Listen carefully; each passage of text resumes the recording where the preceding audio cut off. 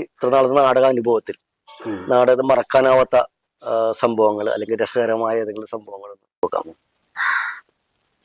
മറക്കാനാവാത്ത സംഭവം എന്ന് പറയുമ്പോൾ എനിക്ക് പെട്ടെന്ന് ഓർമ്മ വരുന്നത്, ഞാൻ 10ാം ക്ലാസ്സിൽ SSLCക്ക് പഠിക്കുമ്പോഴാണ് ഈ കൂട്ടിലിപ്പാട്ട് എന്ന നാടകം കളിച്ചുകൊണ്ടിരിക്കുന്നത്.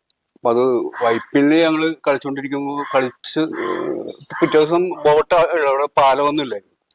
പിറ്റേ ദിവസം തിരിച്ചു വരാൻ പറ്റുള്ളൂ. പിറ്റേ ദിവസം മലയാള പരീക്ഷയുണ്ട്, SSLC ആനുവൽ എക്സാമാണ്.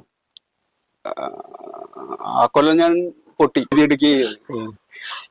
അപ്പൊ അങ്ങനെ കളിച്ചുകൊണ്ടിരിക്കുന്ന സമയത്ത് ഞാൻ അപ്പൊ ഈ